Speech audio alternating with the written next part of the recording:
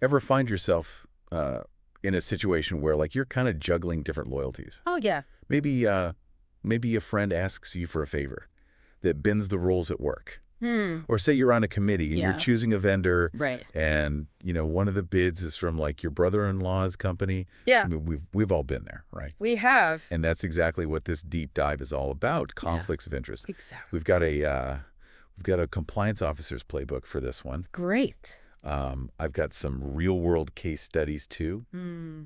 And I even pulled some news articles where conflicts of interest like made headlines. Wow. So by the end of this, Yeah. you'll be a total pro Okay. at spotting these tricky situations, Mm-hmm. understanding their impact, Yeah. and even knowing how to handle them. You know what's so interesting is we often think about conflicts of interest as these like big scandalous things. Right. But the truth is they often fly under the radar. They're the subtle everyday situations Right. that can easily trip us up. Like that business lunch example from the playbook. Oh, yeah. An employee taking a client that they've also known socially for years Yeah. to like a really expensive meal. Mm-hmm. That's a conflict, right? It could be. Yeah. Because even the appearance of a conflict can be damaging. Right. If it seems like personal relationships are maybe swaying someone's professional judgment, that can erode trust really fast. Oh, yeah. Transparency is key. Okay. The playbook actually recommends having a very clear policy in place that outlines exactly what a conflict of interest looks like, Yeah. along with a clear process for disclosing one. So if a company has a strong policy in place, Mm-hmm. what's the next step? Right. It's not enough to just know what a conflict of interest is, right? Right. That's where recognizing and identifying conflicts comes in. It's Yeah. the first and arguably most crucial step.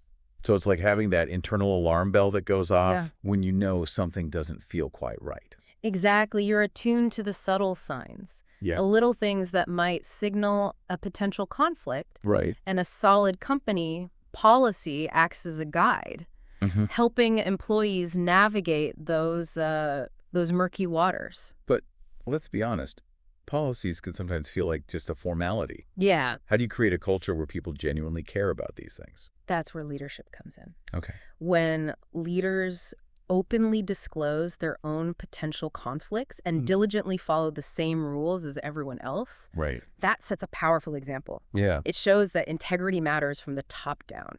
It's like that saying, actions speak louder than words. Exactly. Leaders have to walk the walk, not just talk the talk. But even with strong policies and leadership, Yeah, sometimes conflicts slip through the cracks. right. What happens then? Well, then we move to step 2, Okay. addressing and managing the conflict. And this is where things can get a bit tricky because there's no one-size-fits-all solution. Right. We need to evaluate the severity of a conflict, weigh the risks, and consider the options. Okay. Sometimes recusal is the answer. Recusal meaning the person with the conflict just steps away from the decision-making process. Exactly. I remember a case from a few years back. Yeah. A high-profile CEO had to recuse himself from a major acquisition deal Right. because his family had a financial stake in the target company. Mm-hmm. It was all over the news. Exactly. In that case, recusal was the most ethical and transparent way to handle the situation. Yeah. It protected the CEO, Mm-hmm. the company, Yeah, and ultimately maintained public trust. that makes sense. But what about those situations where recusal isn't feasible or just doesn't fully address the problem? Right. I'm thinking about conflicts that are like deeply embedded in a company's structure or culture. You're right. It's not always that straightforward. Yeah. Sometimes you need a more nuanced approach Okay. that might involve bringing in an independent third party to assess the situation, implementing safeguards to minimize bias, Okay. or even restructuring certain roles or processes. So it's about being adaptable and finding like the best solution for each unique situation. Yeah, absolutely. Not just blindly applying a rule book. The playbook stresses the need for flexibility and critical thinking in conflict management. Yeah. Because the goal isn't just to tick boxes, but to genuinely uphold ethical standards. Okay, so we've talked about recognizing and addressing conflicts. Mm-hmm. But the playbook also emphasizes the importance of preventing them in the first place, right? Yes, absolutely. Mhm. It's all about building a culture of compliance, Right. where ethical behavior is the norm, not the exception. Yeah. And that brings us to step 3. Okay, so we've got these 3 key steps laid out in our compliance playbook. Right. Recognize, address, and prevent. Yeah. We've dug into the first 2, but I want to spend some time on this idea of preventing conflicts of interest. Yeah. Because it feels like the holy grail, right? Absolutely. Stopping these issues before they even start. It absolutely is. And it's not just about having a policy. Right. It's about embedding ethical decision-making into the very fabric of the organization. Yeah. The playbook calls it building a culture of compliance. Right. But what does that really look like in practice? Yeah, it sounds great in theory, Yeah. but how do you actually make it happen? Well, it starts with education, Okay. not just a one-time training session. Right. But ongoing conversations, real-world examples, and even simulations that help employees recognize and navigate potential conflicts. So making it feel relevant to people's day-to-day work, Exactly. not just some abstract concept they have to sign off on once a year. Exactly, and it's about empowering employees to speak up if they have concerns, creating a safe space where they can ask questions, voice doubts, seek guidance without fear of retribution. It makes me think about that classic see something, say something campaign. Yeah. But instead of suspicious packages, Right. it's about being alert to those subtle ethical red flags. I like that analogy. Yeah. And just like with security, Yeah. the more eyes you have watching out for potential issues, the better. The playbook also highlights the importance of leading by example. If managers are bending the rules, why should anyone else follow them? Precisely. Leaders need to walk the walk. Wow. If they're open about their own potential conflicts. Yeah. If they follow the same rules. Right. That sends a powerful message that integrity matters. It's about building trust. Yeah. Not just from the top down, Right. but across the entire organization. Absolutely. A culture of compliance thrives on trust and transparency. When people feel comfortable speaking up and know that their concerns will be taken seriously, Right. you're well on your way to preventing conflicts before they even arise. This is all making a lot of sense in the context of like a company or organization. But I'm also thinking about how these principles apply to our personal lives. Yeah. Because conflicts of interest don't just disappear when we clock out of work, right? Oh, absolutely. In fact, they can be even trickier to navigate in our personal lives because the lines are often blurrier. Yeah. Think about it. We're constantly juggling different roles and responsibilities. Friend, family member, community volunteer, maybe even a board member for a local charity. And each of those roles comes with its own set of expectations and potential conflicts. Exactly. Imagine you're helping a friend choose a contractor for a home renovation. Okay. And one of the bids is from a company your spouse works for. Right. Or you're on the board of a local charity. Yeah. And you're tasked with choosing a vendor for a fundraising event. Okay. And one of the vendors is owned by your cousin. Those are some pretty relatable examples. Yeah. It's not like you're intentionally trying to steer things in a certain direction. Right. But that potential for bias is there.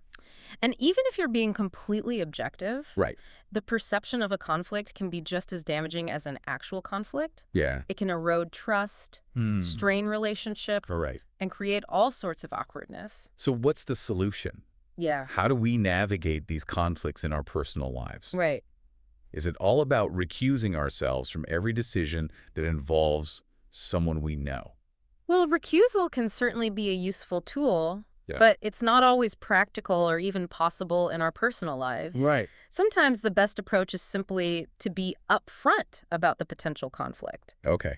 Let your friend know about your spouse's connection to the contractor, or disclose your family tie to the vendor when discussing options with the charity board. That makes a lot of sense. Yeah. Transparency and open communication can go a long way in preventing misunderstandings and maintaining trust. Absolutely. It's about being proactive and acknowledging the potential for bias rather than trying to sweep it under the rug. Right. And just like in a professional setting, it's helpful to have some ground rules in place, even if they're informal. So if you're joining a volunteer board, for example, Yeah, you could mention any relevant business relationships or affiliations up front. exactly. That way, everyone is aware of any potential biases you might bring to the table. and can factor that into discussions and decision-making. Right. It creates a more level playing field. Yeah. And helps ensure that decisions are being made in the best interest of the groups, Right. not just individuals. Like we're building those cultures of compliance in our personal lives as well. That's a great way to put it. And, it's not just about avoiding negative consequences. Why? It's also about cultivating a reputation for integrity and trustworthiness. When people know that you can be counted on to be fair and impartial, Yeah. that strengthens relationships and opens up new opportunities. It's like building social capital based on ethical behavior. Yeah. That's a pretty powerful concept. It is. And it all comes back to those fundamental principles we've been discussing. Right. Awareness, Yeah. transparency, and a commitment to putting the interests of the group ahead of our own personal gain. Okay, so we've covered conflicts in our personal lives. Right. And the final part of this deep dive. Yeah. I want to zoom out even further Okay. and explore how these dynamics play out on a much larger scale. Right. We're talking about conflicts of interest in the realms of politics, media, Yeah. and even scientific research. Okay, so we've explored how conflicts of interest can really sneak into our personal lives. Yeah. And even impact like the dynamics of entire organizations. Right. But now I want to get into like the really big picture stuff. Okay. What happens when these conflicts of interest infiltrate like systems of power Right. that affect us all? That's where we're heading now. The world of politics, Yeah. media, Okay. and even scientific research. This is where the stakes get even higher Yeah. because when conflicts of interest seep into these areas, Right? the consequences can be far-reaching, Yeah. impacting not just individuals, but entire societies. Let's start with politics. Okay. I remember that case a few years back. Yeah. A senator was caught pushing for legislation that would directly benefit a company he had millions invested in. Right.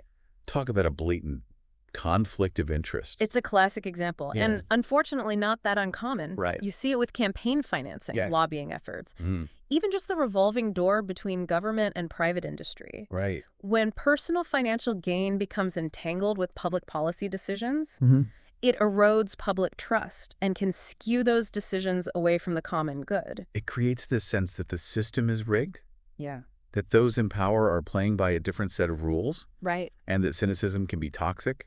Absolutely. When people lose faith in their leaders and institutions, they become disillusioned and disengaged from the political process. Yeah. Voter turnout drops. Right. Cynicism rises. Yeah. And that creates fertile ground for all sorts of problems. So what's the antidote? Right. How do we combat these conflicts of interest in the political arena? Transparency is a good place to start. Okay. Stronger ethics rules, more stringent disclosure requirements for politicians and their financial holdings, Right. and independent oversight bodies to investigate potential conflicts. Yeah. Those are all tools that can help hold those in power accountable. Actually, so we need to keep a close eye on our elected officials. Mm-hmm. What about the media? Yeah. How do conflicts of interest play out in that realm? It's just as crucial there. Okay. Think about a news organization that's owned by a massive corporation with a vested interest in certain industries, Right. or a journalist who accepts favors or gifts from the very people they're supposed to be reporting on. Those scenarios create a conflict between the media's duty to inform the public objectively Right. and the financial or personal interests of those involved. And that can lead to some pretty skewed coverage, Right. right? Downplaying certain stories, Yeah. hyping others, even outright censorship in some cases. Exactly. And when the public can't trust the information they're getting from the media, Right. it undermines their ability to make informed decisions about the world around them. It fuels misinformation and distrust, Yeah. which further erodes those democratic ideals we were talking about earlier. It's a vicious cycle. It is. But just like with politics, we as citizens have a role to play. Right. We need to support independent media outlets, Yeah. be critical consumers of information, and call out bias and conflicts of interest when we see them. That's right. Media literacy is more important now than ever. We need to be savvy consumers of information, Right. cross-checking sources, questioning narratives, and understanding the potential biases that might be shaping the news we consume. Okay, so we've got politics, Yeah. media. What about the world of scientific research? Right. I imagine conflicts of interest can have Pretty serious implications there, too. Absolutely. Imagine a scientist who's conducting research on a new drug, Okay. but they also happen to hold stock in the pharmaceutical company that developed it. Right. Or a researcher whose funding comes from a company that stands to profit directly from the outcome of their study. Right. Those financial ties can create immense pressure to produce favorable results, even if the data doesn't support those conclusions. That's scary. It is. It means the research that informs medical decisions, Yeah. public health policies, even environmental regulations, Right. could be tainted by hidden agendas. And that's why transparency in research funding, clear guidelines for disclosing conflicts of interest, Right. and rigorous peer review processes are so crucial.